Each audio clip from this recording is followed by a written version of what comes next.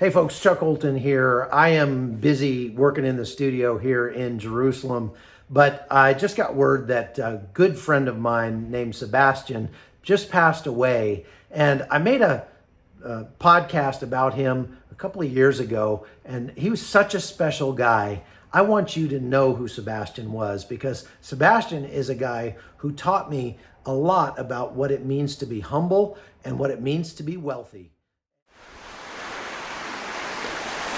So I wanted to bring you out here to show you something that I've been talking about for a while, and that is just exactly why we don't necessarily need to bring people to the United States to make their lives better.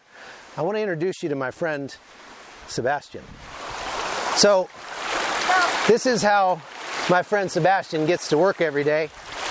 His house is just behind me up the hill there, and his farm is down here in this lowland. And you can see his grandson Jorge here is taking his daily bath. That's how they get clean. This is the place where they bathe, and it's a beautiful, clean mountain stream. Might be a little chilly, but we are in the tropics.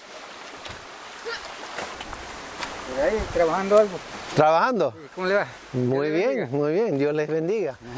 So this is my friend Sebastian. ¿Cuántos años tienes tú? Yo soy 68. 68 years old. Me falta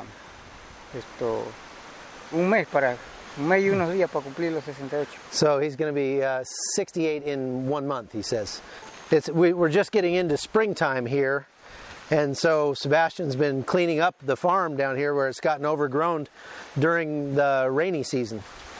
El bajo que se va así para allá. Ajá. Para allá. ¿Y vas a limpiarlo todo? Sí, para allá. Hasta allá. So he's been farming this plot of land for his entire life, and that's what he does.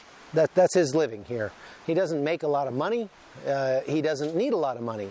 And this is kind of what I was getting at, is that when we're talking about poverty, most people would look at Sebastian and they would say that he's a very poor man because he doesn't have any money. But at the same time, I tell him he's the wealthiest man in our town because he doesn't need money.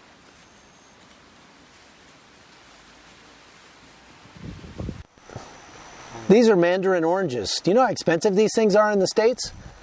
And Sebastian has dozens of mandarin orange trees on this property, not to mention banana and grapefruit and avocado and beans and yucca and plantain and all sorts of other food items that he grows himself. And so, I mean, think about that. Think about the concept of poverty when you live in a place where you have everything you need that grows all year round.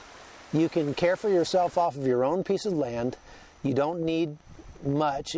Sebastian has not had electricity his entire life until about a year ago. This just goes to show, I think, that what we consider to be poverty very often is just a different way of life and can actually be wealth.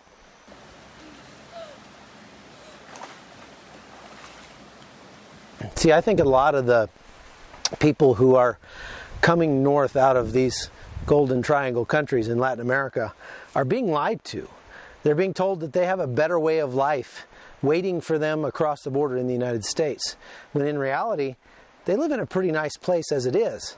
And yeah, they might not have a lot of money, but they don't need a lot of money. They need less money than you do. And that's not necessarily a bad thing.